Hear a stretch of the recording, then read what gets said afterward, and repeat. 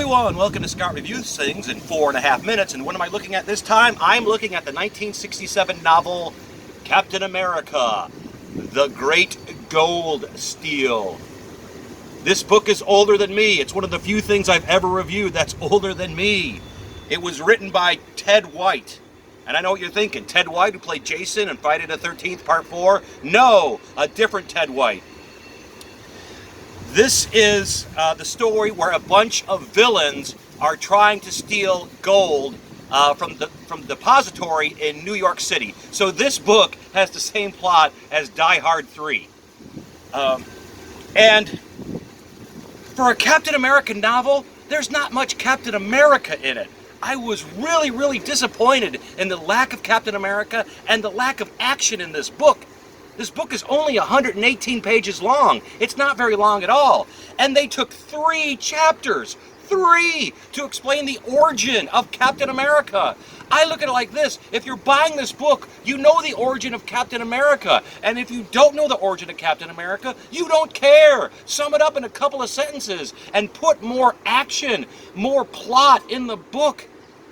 Now, I'm going to say this. When they did do the flashback of Captain America's origin, there were some things in there, some interesting things. He had a big brother that he lost. His mother died right after childbirth. His father died in the army. He was sent to his aunt and uncle's house. They were victims of the Depression. That's why he got sent to an orphanage. This was all really interesting information, but we didn't need 3 chapters. The one thing in this book, also in his origin, is they tell it how it went. It was a gradual process. They slowly fed him the chemicals. They slowly fed him all the stuff that he needed to become Captain America.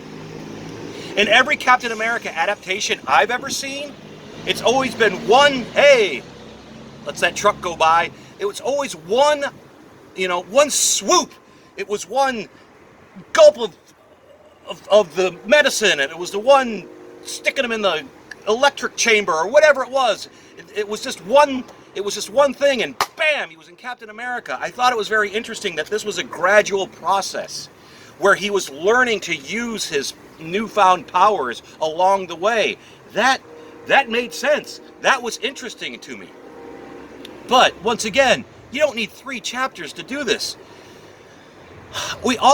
Everything takes so long in this book.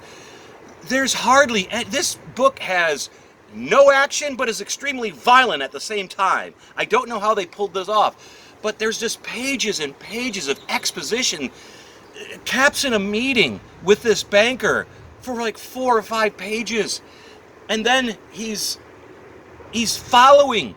He's not doing anything to prevent these people from stealing the money. He's following them from pages to pages to pages.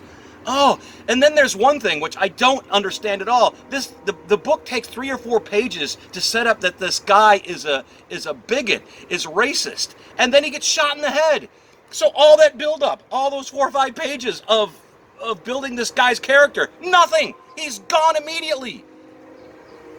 And we know, and the villains are all names of birds. A lot like Hudson Hawk, where all the FBI agents were names of candy bars. So this is 2 Bruce Willis references in this Captain America video. Oh, man. And then it turns out there's this head guy, the Eagle. And he's kept in the shadows all the time. And who is it? Well, guess what?